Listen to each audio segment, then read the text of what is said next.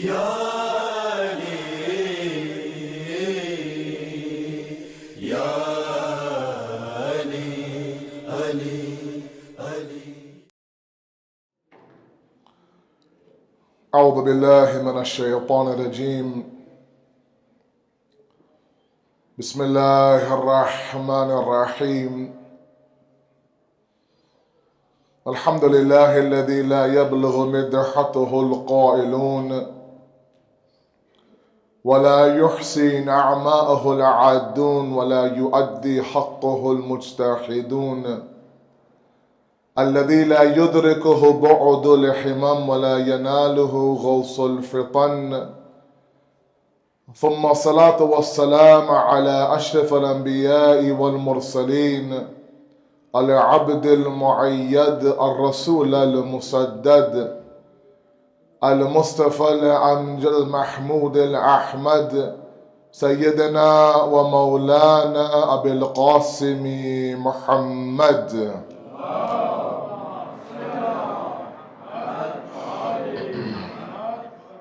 وعلى آل بيته الطيبين الطاهرين المعصومين المظلومين، لا سيما بقية الله في الأرضين، صاحب العصر والزمان، خليفة الرحمن، إمام الإنس والجان، ولعن الله وأعداءهم أجمعين إلى يوم الدين.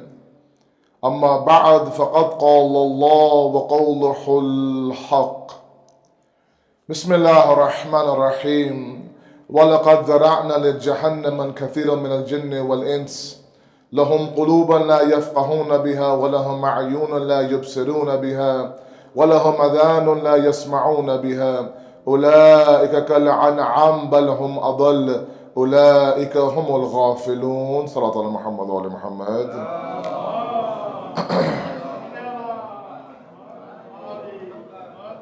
Living in an era of awareness and insight is our ongoing topic. Tonight is lecture number 3. Yesterday we introduced the topic, got our feet a little bit wet with the topic, and initially introduced and defined the concept of insight and basirat. We talked about the idea that Allah subhanahu wa ta'ala has gifted the insan 2 sets of eyes, eyesight and insight. The eyes of the physical body and the eyes of the internal kingdom. And what Islam considers to be vision is not that you have 2 working physical eyes, but that the eyes of your internal kingdom are open and they're functioning. Otherwise, the concept of blindness is this idea that while your eyes on your head might be very functional, if the eyes of your internal kingdom are shut or non-functional, then you are considered to be blind in Islam. That's why it's important that we understand that when it comes to the Quranic approach of insight, the base of our verse that we'll recite every night in the khutbah from Surah Al-A'raf, ayat number 179, Allah, like I said last night, describes 3 qualities of the Ahl Jahannam.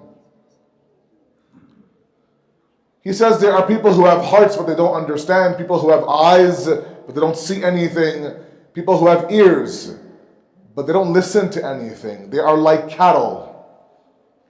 In fact, the Quran says they're worse than cattle. Bal hum adal.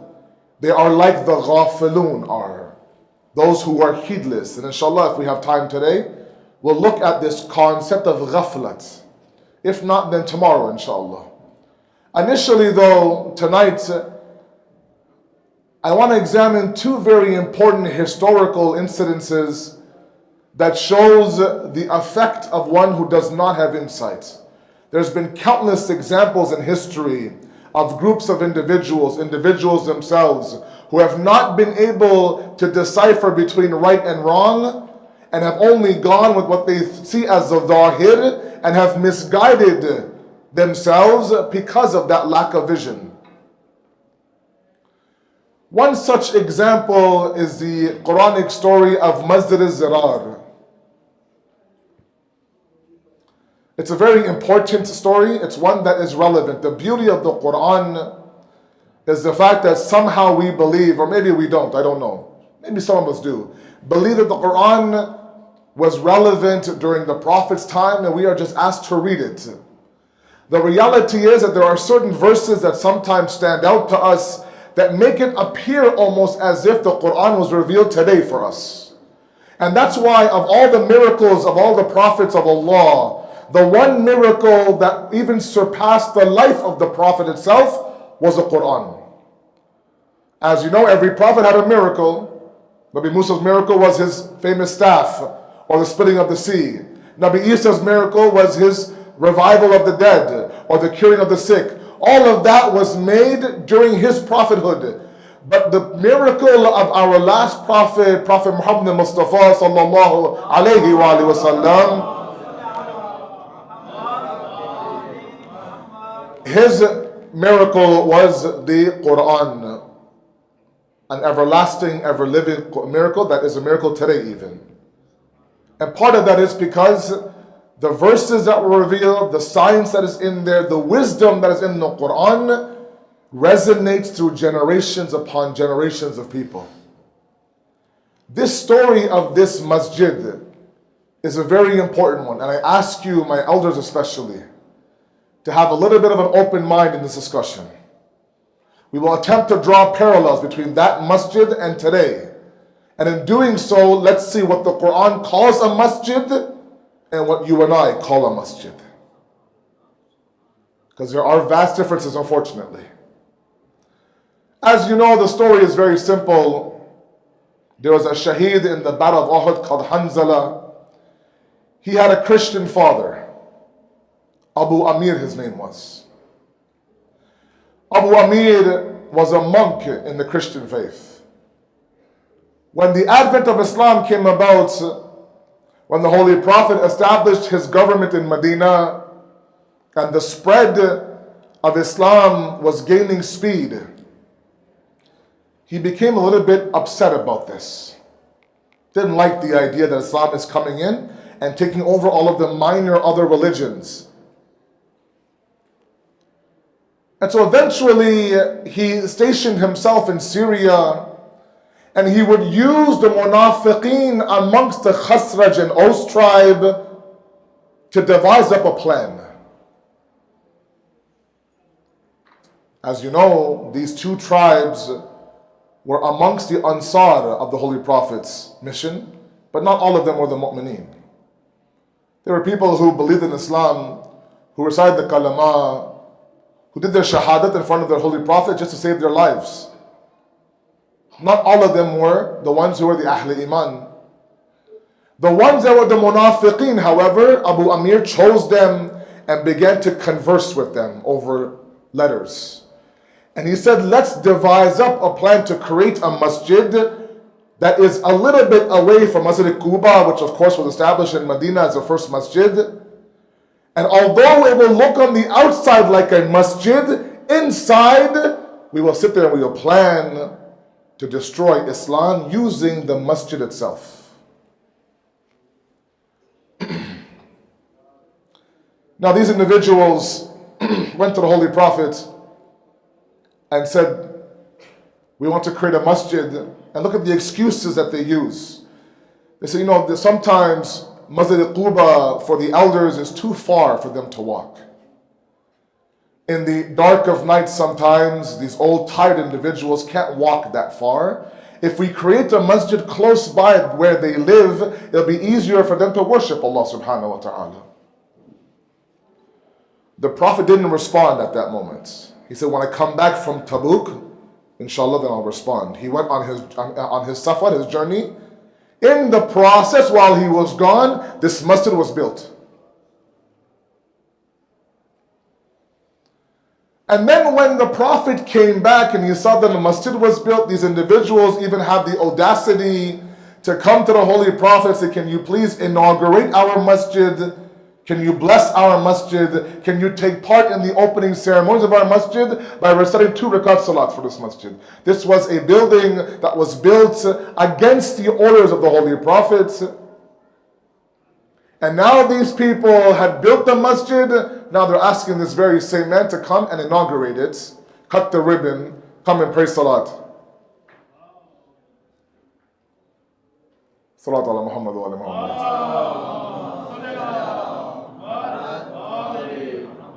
At that moment, a wahi comes down from Surah Tawbah, ayat number 107, telling the Holy Prophet the reality of this masjid. The beginning of the verse says, وَالَّذِينَ اتَّخَذُوا مَسْجِدًا زِرَارًا وَكُفْرًا وَتَفْرِيقًا بَيْنَ الْمُؤْمِنِينَ. Listen very carefully to the words the Quran uses. A wahi comes down from Jibreel to the Holy Prophet saying this masjid is what's called the Masjid-e-Zirar. Zarar in Urdu, Farsi, Arabic mean the exact same thing. One that causes harm. It's interesting to note that the Quran does not use the name of the masjid, but in fact gives the masjid a sifat, an attribute, to say this masjid is nothing to do with Islam, it's a harmful masjid, made for what? Two reasons. Kufr and tafriq. Disbelief and disunion. Amongst whom? Not amongst everybody. Bayn al-mu'mineen. We should know by now, this is a very beautiful community, mashallah. You've had many ulama come in through this building, scholars who are far greater than I am. You should know by now that when the Quran and when our Ahlul Bayt use the word Muslim, it means one thing. When they say mu'min, it means another. You should know that a Muslim in the eyes of dua and ziyarat and the Quran means one who believes, let's say, in the basic usul of the deen. Tawheed, Nabuwat and Ma'ad, the day of judgment. But a mu'min in the eyes of Allah is one who believes in all of these things, plus the walayat of Amir al-Mu'mineen alayhi salatu wassalam.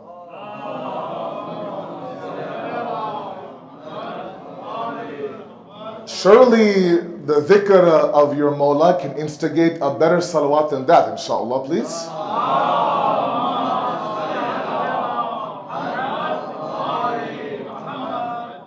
That's why Maulana, those of you who are here during the Urdu Majlis, had a beautiful explanation of Ya ayyuhalladhina amanu. It's a very specific khas group of people the Quran is talking about. Here it doesn't say kufran wa tafriqan bainal muslimin. It says kufran wa tafriqan bainal mu'minin. Those who had iman in the Prophet and in the Ahlul Bayt, that was their target. To create disbelief and to create disunity in this masjid. The hukam came down to do what to the masjid? Burn it to the ground. Burn a masjid to the ground. The next ayat is very important, and then we'll talk a little bit about what we can extract from this very interesting story. Surah Tawbah ayat number 108 talks about the idea of La taqum fihi abada. Don't ever stand or enter into this masjid. And then the Quran describes what a masjid is. Listen very carefully. It says, لِمَسْجُدٌ أُسِّسَ عَلَى تَقْوَى مِنْ أَوَّلِ يَوْمٍ. Number one. A masjid is based on taqwa from the very first day.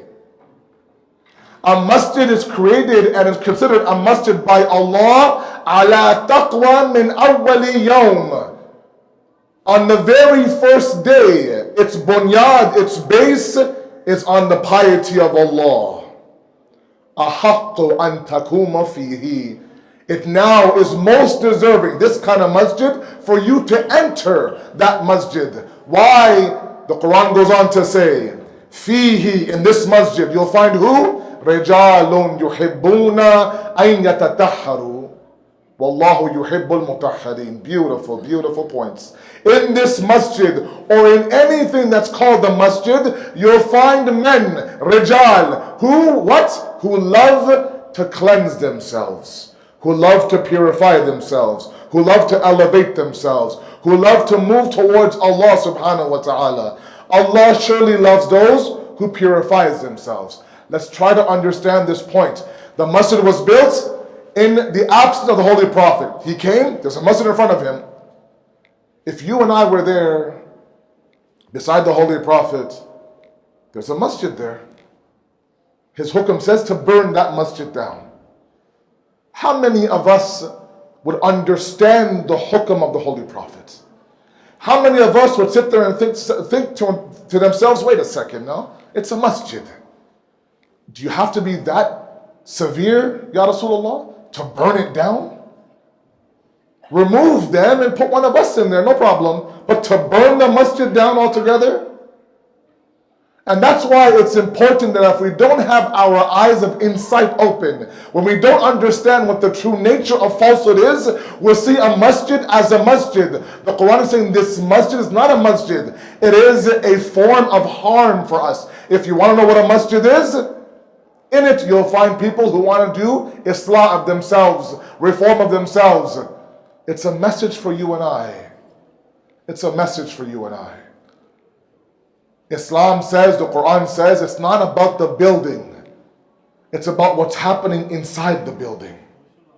It's not about the structure. It's not about how many Ya Hussein flags you have on the outside or the inside. Is the mission and the message of Imam Hussein being drilled inside the people or not? Or, God forbid, inside these four walls where you have the names of the Ahlul Bayt, there's kufr and there's tafriq happening as well. If that's the case, the Quran is saying it's not considered a masjid at all. It's considered an avenue of zarar for the community. Let's be very careful. Let's understand that something might look like something, but the reality is something else. That's why Imam Sajjad alayhi salatu wassalam,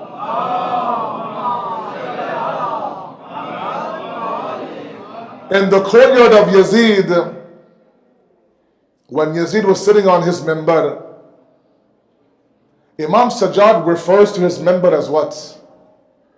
He does not call it a minbar. He says a takht-e-chubi, as they say in Farsi. When he asked permission to speak, he said, do I have permission to speak on this platform of wood that you're sitting on? He would not call it a minbar. It looked like a minbar. It was constructed like a minbar, had the same material as a minbar. But the minbar is not defined by the material. The minbar is defined by the person sitting on that material. If that person is there for your bulandi and your elevation, then it's a minbar. See, look, minbar in Arabic comes from nabara. Nabara in Arabic means bulandi, elevation. A minbar is a tool of elevation, a wasilaye bulandi. So long as the person sitting on the minbar is elevating you towards Allah, it's called a minbar. If it's not that, if that's not the case, it can't be called a minbar. A masjid is not four walls.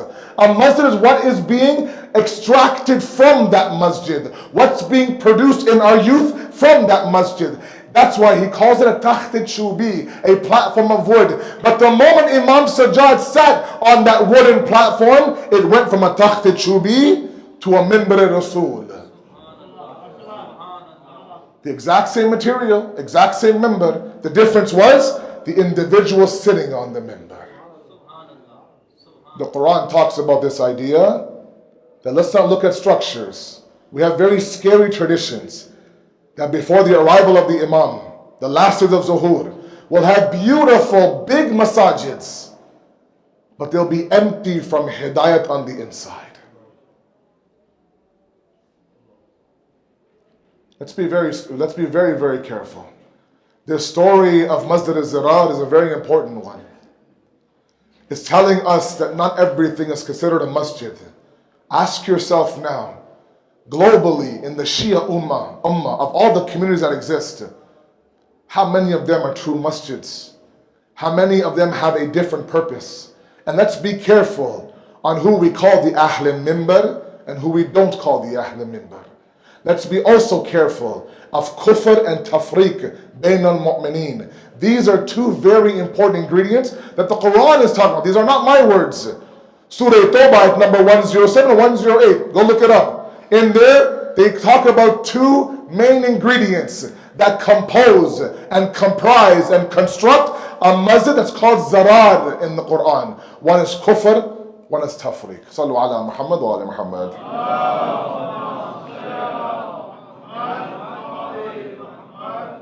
That's the first instance in history.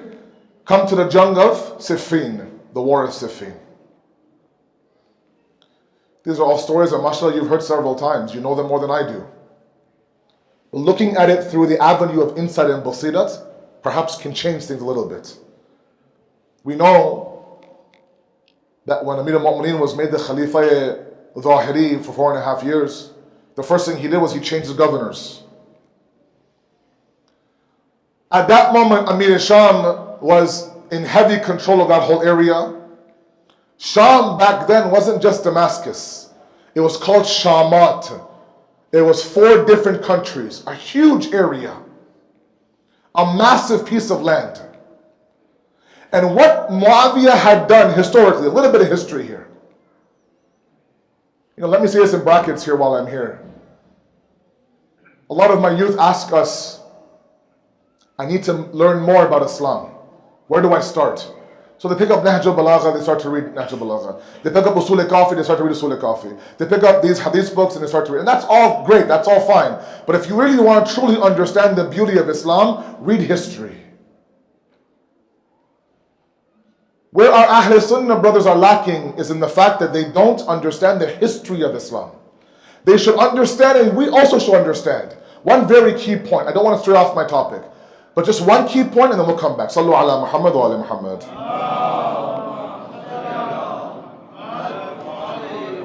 If you look at the amount of terrorism that has been done against us, the Shias, in history, starting from the Rahlat of the Holy Prophet until today, they imprisoned our Imams, they poisoned our Imams, they slaughtered our Imams, they separated our Imams from their followers, they killed our ulama, they destroyed our books, they bulldozed our homes, they trampled our bodies, they made our kids yatim, our wives widows, they would destroy our masjids. The Shia faith has no business being the flourishing faith that it is today. No business. We should have curled up in a ball and just faded away in history. But the reality is that the more that they attempted to destroy us, they would kill 1 and give life to 5 more. They would destroy 1 library and give that inspiration to create 10 more libraries. They would kill 1 alim and send 10 more kids to the Hawza Ilmiyah to become that alim. They would kill someone like Ustaz Asad Jafri, and from that there would be 10 more Ustaz that would elevate. So what they don't understand, what you and I should understand, is the path that we're on is the path of hayat and zindagi and life. The Quran talks about this, not me. Bismillah ar-Rahman ar-Rahim, Surah Anfal, ayat number 20. Look it up.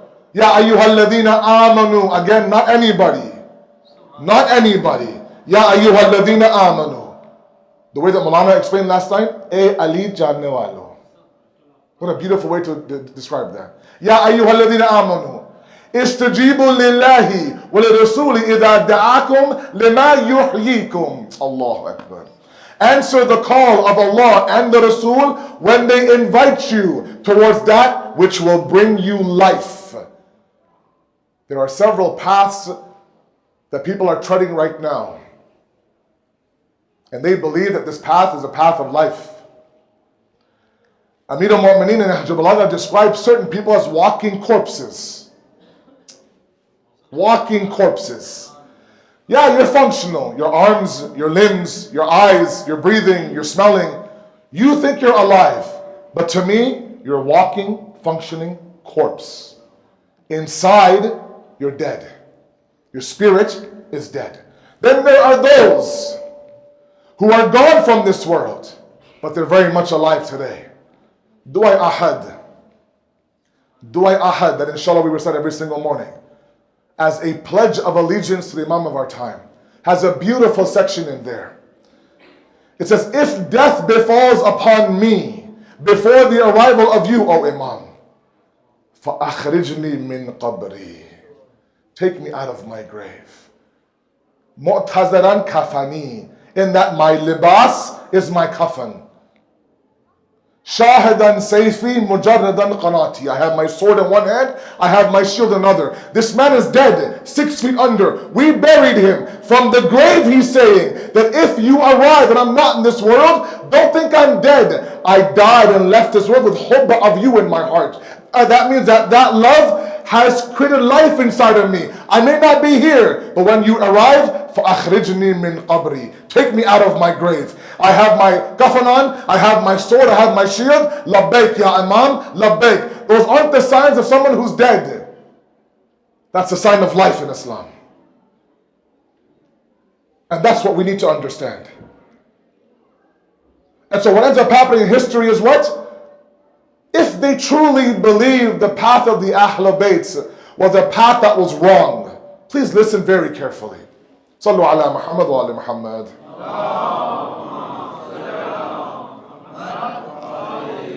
If they believed, Bani Umayyah, Bani Abbas, all the enemies of the Ahlul Bayt in Islam, if they truly believed that this whole entire movement of the Holy Prophets on Ghadir and the Ahlul Bayt was wrong, or they were liars, or they were magicians, or there are people who would do a jadoo on people who would sit there and make them do something else. If they truly believe that, then the only way that you deal with somebody who's a liar or a magician or someone who does jadoo on you is to ignore them.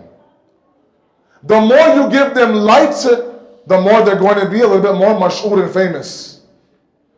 If you left them alone, they would have faded away and they would have been gone. You would have been able to have your government. The fact that every imam has either been poisoned or slaughtered.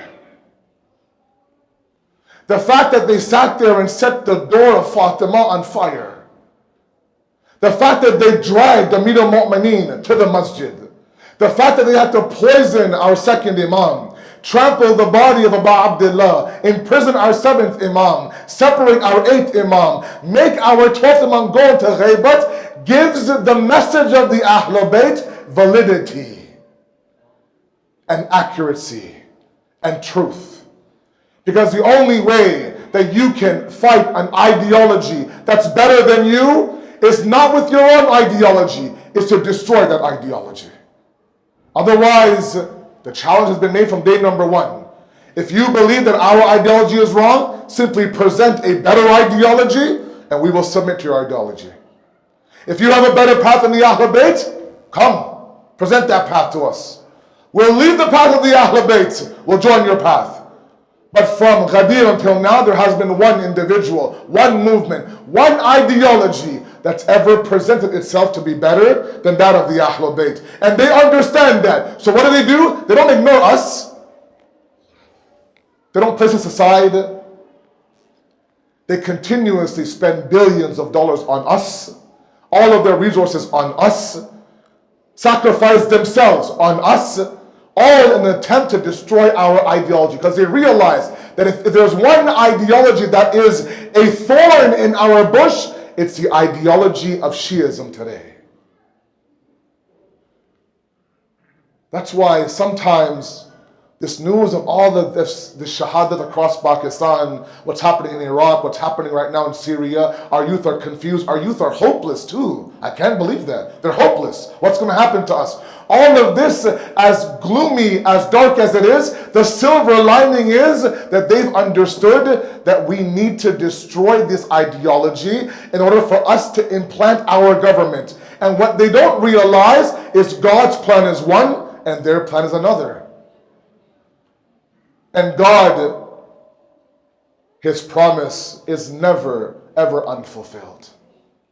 We have to understand that. This is not the days of hopelessness, my brothers and my sisters. This is the days of hope. Yes, a little bit of sacrifice has to be made, but after that smoke settles, what will rise is our ideology.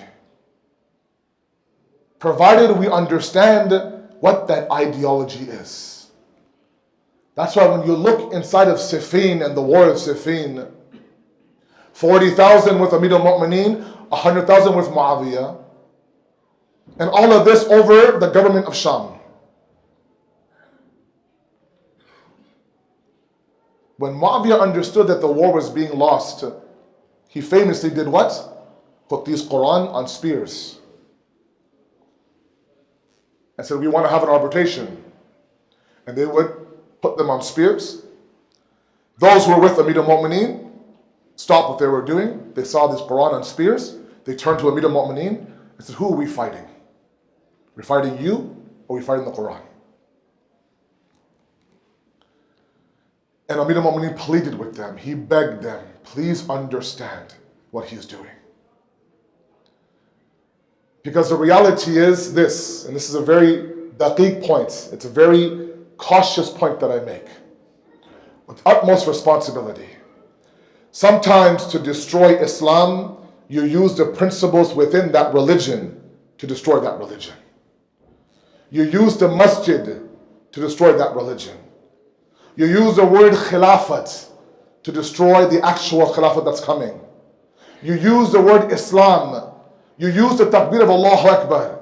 All of that is used now, which has become badnam now in society. All of that you're using to destroy the actual asli bunyad of Islam. And Muawiyah had the exact same tactic. We often wonder where this whole movement of Daesh is coming from. Trace their nasl back. Their nasl back starts with Siffin. When that spears in the Quran is there, the people are confused. They see the Quran, they stop. They see Ali, they stop. Ali says, please, that's not the Quran. Those are pieces of paper on spears. If you want to understand the Quran, Ana Quran al-Natiq. I am the actual Quran. Identify me, everything else becomes clear. The problem was, they couldn't understand Amir al-Mu'mineen. Why? They were easily fooled by a man like Muawiyah, who had nothing to do with the Quran. All of a sudden, he says, the Quran will be our hakim, our judge. And they fell for it. Their eyes of insight were closed. All they saw was something that had Arabic on it, that resembled the Quran, and Muawiyah, of course, is the quote-unquote Khalifa or the Amir of Sham, and they stopped. And look at the result of this. This is the dangerous part. 20,000, half of his army, turned against Amir al-Mu'mineen. To the point where Amir al-Mu'mineen summons Malik Ashtar and says, Malik, stop the fight. He says, Mawla, give me 5 minutes. In 5 minutes, this war is done. He says, Malik, in 5 minutes, your Mawla won't be here. Come back. And from this moment, the Khawarij movement was born, as many of you know. These were individuals, the Kharijis, those who exit the religion. Those who said, wait a second, if you accept this arbitration with Muawiyah Ali, then this khilafat was never yours to begin with. Because if you are truly the chosen one of Allah, then you have no right to put that khilafat on the table to sit there and negotiate with someone like Muawiyah. So they would send la'nat to Muawiyah and send la'nat to Ali as well. And they would exit the religion, thus being called the Khawarij. What is the dangerous part? These were the same individuals on Ghadir who put their hand in the hand of Ali and gave bay'ats. The qatil of Amir al-Mu'mineen was a Khariji. The qatil of Amir al-Mu'mineen gave bay'at to Amir al-Mu'mineen on Ghadir. The first lesson is, don't think for a moment that your iman in the walayat of Amir al-Mu'mineen is enough. Iman is there, but what needs to fortify and strengthen that iman is the amal, and amal alone. Without amal, that iman will fade. We have a hadith by Holy Prophet Muhammad Mustafa sallallahu alayhi wa sallam.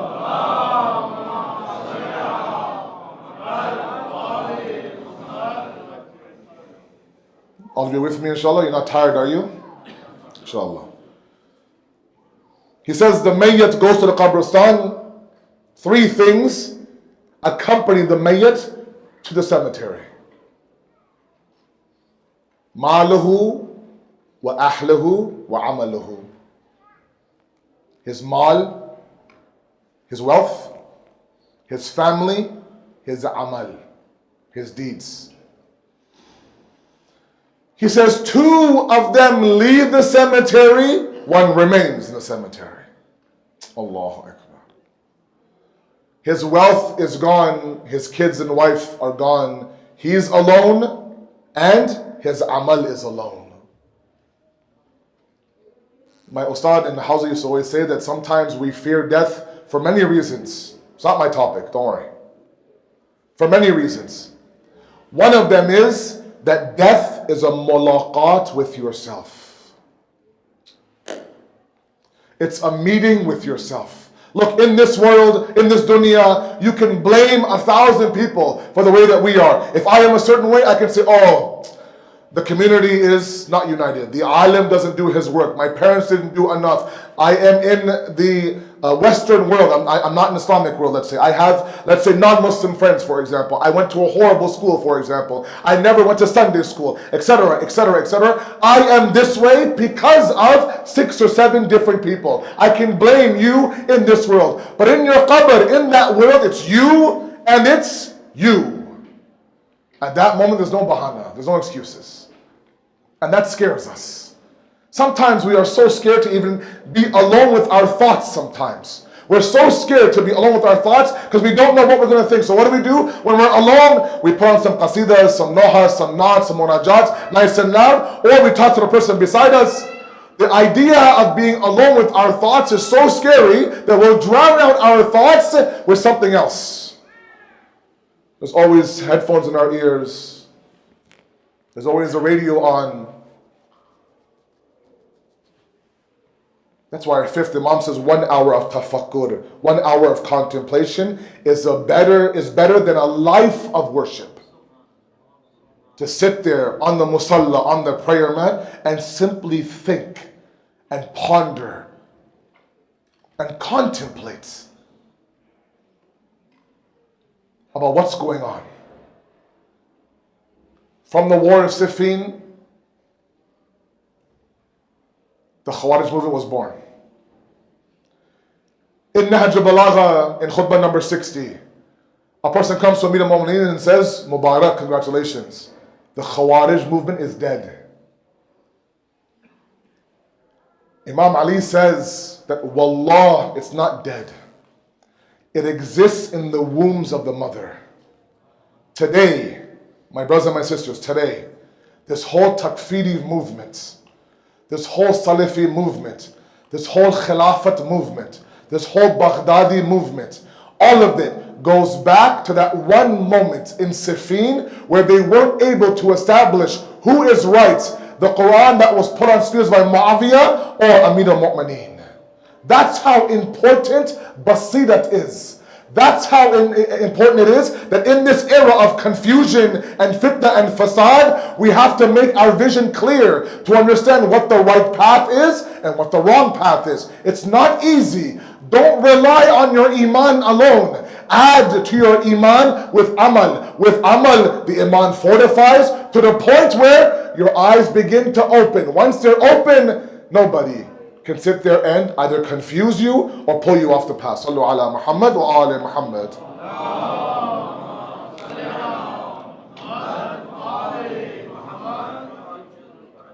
There are stories, many stories of individuals who started out to have the blessing of the walayat of Amir al-Mu'mineen, and that walayat was stripped of them. We have grand ulama who have deviated. Individuals who were pious who deviated. People who were there on Ghadir and witnessed Man Kunta Mawla and they deviated. Don't take it for granted that you have love of Ali in your hearts. And don't think it's enough. What is more important than that is to act on the path of Amir al-Mu'mineen. Like our 6th Imam says, that our Shias are either an embarrassment for us or a source of pride for us. We have to choose one. It's either that we are a muhib of the Ahlul Bayt or a mahbub of the Ahlul Bayt. Either we are a lover of the Ahlul Bayt or we are beloved by the Ahlul Bayt. It's one thing where we remember Imam Hussein. It's one thing where someone looks at us and remembers Imam Hussein. There's a big difference. 2 instances in history, historical Quranic instances. One is the burning down of the Masjid-e-Ali. Is very important for us to understand. Surah Tawbah, ayat number 107, 108 talks about that very completely. The ingredients of what a masjid is. Number 2 is the war of Siffin between Muawiyah and Amir al-Mu'mineen. And what transpired after that and what was born after that war. We are feeling the effects of it today. They were the first group to do what's called takfir, to label individuals with the label of a kafir or kufr. And of course today now, all over Pakistan, all over Iraq as well. Sallu ala Muhammad wa ali Muhammad.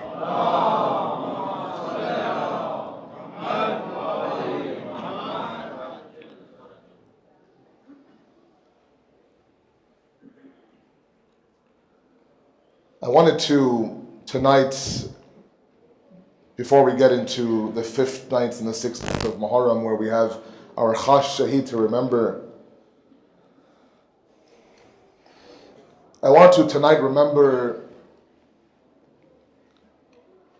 the cousin of Imam Hussein and the one that he sent to Kufa, Muslim ibn Aqil. His masa'ib is very difficult. He's known as Gharib Kufa. Ghurbat, a lot of you are Gharib right now. This is not your mulk, it's not your country. You've come from a different country. A lot of you have immigrated. Some of you have just landed. Some of you have been here. You're here, your family is somewhere else. Ghurbat, in Urdu at least, ghurbat, this tanhai, this loneliness, this separation from you and your loved ones is a very difficult thing to bear. That's why one of the things that you recite in the ziyarat of Imam Radha, who was Gharib al-Ghuraba, is what that Imam Radha promises you. That I will not make you feel Gharib in Mashhad the way I was meant to feel Gharib in Mashhad. As all of you know, a Muslim arrived in Kufa.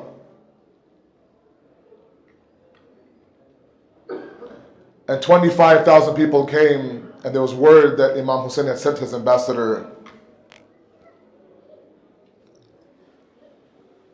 And they came and gave bay'at to Muslim. He wrote that very famous letter to Imam Hussein saying that the people of Kufa are ready for you. Come. Nu'man ibn Bashir was the governor of Kufa at that time. He wasn't able to destroy this resistance movement in Kufa. When Yazid got the word, he sent Ubaydullah ibn Ziyad, who was the governor of Basra, over to Kufa. Ubaydullah was a lot more vicious than Nu'man was. Word got around, of course, that Ubaydullah had arrived. And this movement, this propaganda of fear-mongering began. These tactics that sometimes are used today of fear-mongering and Islamophobia, they're not new tactics. They're tactics that these enemies of today have used from those enemies back then. They would approach these men and say, look, if you support Hussein, your level of income will be zero. Your family will be gone. You'll be homeless. You'll be jobless. Your entire life will be destroyed. And many of them left the path of Muslim. Some still stayed. For those who stayed, look at the approach of Ubaydullah. He then went to the women of the household of these men, the sisters, the wives, the mothers. He said, look, explain to your husband, to your brother, to your father, that if he goes along and continues to give bay'at to Muslim and to Imam Hussein, then your life will be over. You will live a poverty-stricken life. And as many of you know, that fateful moment when he entered the masjid for Salat al-Maghrib and Isha, after Maghrib, he looked behind him. Some say there were 15 to 20 people in that masjid. That masjid holds over 300 to 400 people. After Isha, there was one person behind him. As he left the masjid, he was by himself.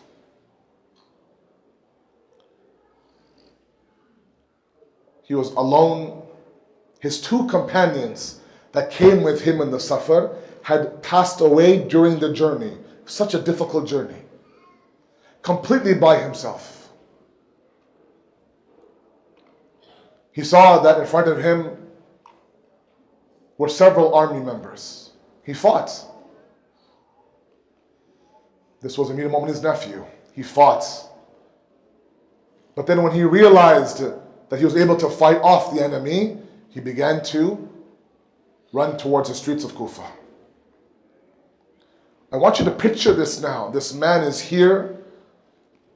He's given this allegiance by 25,000 people. He's written a letter already to Hussein saying that, you know what, they're ready for you, now come. And now he's completely by himself. The few supporters he had, like Hani, etc., were all in prison. He was running from street to street, from street to street. He sits there outside of a home. A woman comes out and sees him. She says, what are you doing here? He says, can I have a drop of water, please? Just one drop of water. She says, who are you? He says, have you heard of the name of Muhammad ibn Abdullah? Of course, that's our Rasul. Have you heard of the name of Abu Talib? Of course I have. Do you know who Aqil is? Yes, we know who Aqil is. Do you know who Ali ibn Abi Talib is? Yes, we know that's our Maulana. We know who Ali is. My name is Muslim. I'm Aqil's son. Look at the ghurbat of Muslim ibn Aqil. By himself, he's describing, introducing himself, that you know all of this. I am the son of Aqil. All I want from you is a single drop of water, please. She brings him into the house. She gives him some water. When news was brought out that he was found in this home, I'll go very quickly. He was dragged out. He was beaten. He was surrounded. Those who had spears struck Muslim ibn Aqil. Those who had arrows shot arrows at Muslim ibn Aqil. Those who had rocks would throw rocks at Muslim ibn Aqil. 300 to 400 on one side, this one lone gharib on the other side. When he fell unconscious, they dragged his body towards the palace of Ubaydullah. Ubaydullah took him up to the palace, on the roof of the palace. Look at the wafadari of Muslim ibn Aqil. He says, Muslim, before I throw you off this roof and I kill you, do you have any last wishes? He doesn't talk about water or food or his own family. He simply says, please send the message to Hussein. Do not come towards Kufa. The people of Kufa are not ready for you. And before he throws him off the roof, he turns towards Medina. Assalamu alayka ya Aba Abdullah. On the journey, Imam Hussein stops, turns towards Kufa and says, Alaykum salam ya akhi. My salam to your brother. Bibi Zainab says, Imam Hussein, who are you giving jawab to? She says, Inna lillah wa inna ilayhi raji'un. Muslim has become shaheed. At that moment, the yatim daughter of Muslim is brought forward. Imam Hussein hugs her. Imam Hussein puts his hand on her head. Imam Hussein kisses her. Imam Hussein tells her that from now on, I'll be your father. Don't worry, you won't be alone. Don't worry, don't think for a moment, I'll leave your side. Forever I will be your father. I'll say, Maulana, it's very kind of you. It's very kind of you to take the yatim daughter of Muslim and make her your own daughter. But I really hope and pray that Sakina is nowhere near you when you tell her that you'll kiss her and hug her. Because when she's made yatim, she'll expect the same behavior. But instead of somebody hugging her, they will slap Sakina. Instead of somebody putting their head on her hand, they'd whip out the earrings. Instead of somebody making her their daughter, they would give you the head of her father, and in that state she would leave this world. سَيَعْلَمُ الَّذِينَ ظَلَمُوا أَيَّ مُنْقَلِبٍ يَنْقَلِبُونَ Inna lillah wa inna ilayhi raji'un. We ask you, Allah subhanahu wa ta'ala, to accept this qaleel ibadat, inshaAllah. We ask you, Allah subhanahu wa ta'ala, there is so much bloodshed, tyranny, injustice in the world. We ask you, Allah, there is one Hussein in Ghaibat. We ask you, Allah, to hasten the reappearance of our Mawla and make us his ansar when he comes, inshaAllah. Wassalamu alaikum wa rahmatullahi wa barakatuh.